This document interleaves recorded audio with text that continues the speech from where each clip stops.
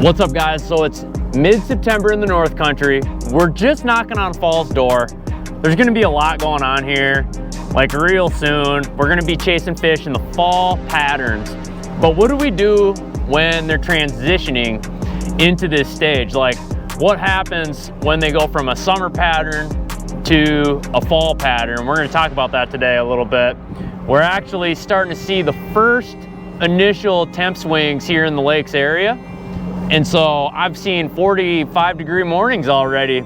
We got one more warm front to go through this week. It's probably gonna be about 80 degrees for, 80 to mid 80s all the way down to the metro, later on this week. So it's definitely not gonna change much because the sun goes down. You lose so much daylight during the day, and that sun's a pretty powerful thing. So odds are it's not gonna make too much of a difference. But one of my favorite things about fall, even late fall, is the narrowed down selection of baits that you use. Today I got about 3 rods on the deck. That's like all you need, and I'm gonna have these 3 rods on the deck all the way to the very bitter end. But summer to fall transition period, what goes down? How do you catch them? Guys, let's find out. All right, guys, so we're just getting out to the area here. Now, one thing's for certain, fall time is pretty cool because the fish basically are coming out of summer mode. August is about done. Air temps are getting colder and so is the water. That tells the fish they need to feed up. One of the things that happens in the wintertime, as the weather gets colder, the fish's metabolism drastically changes. And with those drastic changes, means that their bodies aren't going to metabolize food the way that they do in the summertime. And so what happens is they feed up pretty heavily with the anticipation that that's going to happen. So oftentimes what's happening, or what I like to do, I like to target certain areas of the water, shallow, deep areas. Every lake is a little bit different that I've come to find out over the years, because some lakes, the fish do live a little bit deeper in the wintertime. In some lakes, they live a little bit shallower, like they get in on grass and reeds and stuff like that. Now, right now, what I'm doing is I'm starting out a little bit deeper on this body of water that I'm on. I'm gonna start out just a little bit deeper than what I normally would. And I'm starting off with the jig. And quite honestly, when it comes down to it, in the fall time, like, this is almost, I don't usually say this because I like tackle and stuff and using big baits and stuff, but I'll be honest with you, this might be the only bait that you need. But I do like to have some type of moving bait on the deck along with 2 like bottom contact baits that they really want to get on. Now, one thing that starts to happen in the fall time too, man, is these fish start to get a little bit bigger. So your 2-pounders become 3-pounders. Your 3-pounders become 4-pounders. I think that's what the major appeal to fishing in the fall time.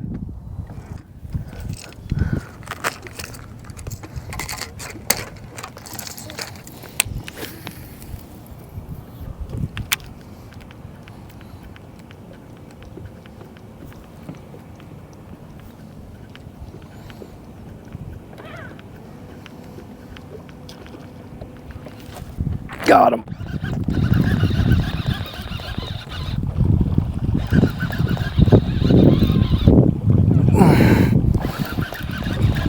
Oh, wow. He's actually okay. This is the okay one. One on the top water. Oh my God. I'd say he got this like really good. Look at that, guys. He's got that like all the hooks, every one of them. All right, guys, so we just caught one on top water, and that's like probably, if I was gonna pick like a fall bait to use, this wouldn't be it. But the water's so calm and they're not wanting to feed on bottom contact stuff. The water's still, it's 68 degrees, man, so the water's right. Wow, leave it to me. One bite on the top water. There's one. Where is he? I think it's a pike. Oh no, yeah. Got a largie. Guys, when they get that front hook, man, that's what's up. Now this isn't a giant, but if you guys look, freaking front hook, dude. When they eat it like that, you know that they want it pretty bad. Right now, it is Monday. I think it's the 7th or 8th today, maybe the 9th. But basically, the water temp just started dropping pretty recently. And with that initial temp drop, it kind of started to move fish just a little bit. I'm still seeing them in a lot of summer stuff. Whoa. I'm still seeing them in a lot of summer stuff. Whoa. This guy, he's wearing it. I'm still seeing them in a lot of summer stuff, guys. And this lake just happens to be one of the ones that it doesn't have. Ooh, this lake that I'm on right now, I was just ripping up a summer area where they typically will go. And I didn't get bit off of it. I didn't get one stinking bite. And they are typically there pretty good this time of year. And to me, the temps haven't gotten cold enough in my mind to where it should push fish shallow yet. It just hasn't happened, but it will eventually.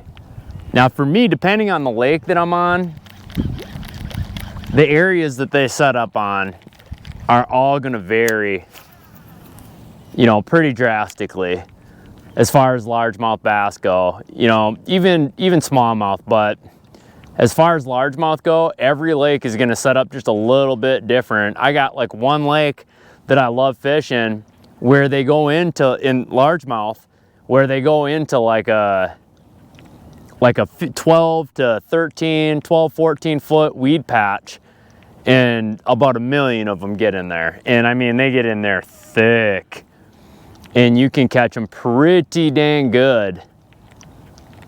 You can catch them there pretty dang good. And a lot other lakes that I've gone to, you know, you actually, even with the water temp in the upper 40s, early 50s, upper 40s, early 50s, we actually went frogging in pads and actually beat the hell out of them and caught some bigs. And that was actually one of my best days on the water fishing for largemouth in the fall bite. And it really did. It was a major surprise for me because I am not a good shallow water fisherman. I don't frog very often. So when I figured that deal out, that was awesome because we got on like a freaking stellar bite. But two totally different patterns to run, two totally different lakes. So in the up and coming weeks, start checking, you know, look at your deep areas that you're on. Look at your deep areas that you usually will see fish in the summertime and just move and push up from there and try to get shallow. Find the best looking grass that's in the area. A lot of times too, what I like to do is work areas. I like to get next to areas where I know they're gonna go spawn, and I wanna be close, relatively close to that. So if you can get out, whoa, if you can find that mid-depth, you know, 12 to 15 foot grass line, and then figure out, it's a slimy pike. If you can find that 12 to 15 foot grass line and then figure out, you know, where they spawn from that grass line and then kind of work your positions from there, odds are you're gonna find some good ones doing that. And we got ourselves a slimer. All right, guys, so that transition phase, like we were talking about, you know, water temps are gonna dictate a lot of this. Same thing with vegetation too. Vegetation is always gonna be one of the big precursors to where these fish wanna go. Just a little review, a lot of vegetation, when the water gets cold, it really does wanna darken and start to turn brown. The foliage starts to lose its color.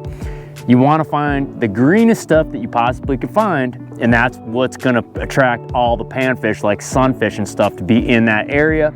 And that is, of course, where the bass are gonna go to go hang out with those guys for the winter, so they get a little snack anytime they want to. Guys, I'm opening up a week in October. I wasn't gonna do it, but I'm going to. I'm opening up a week in October.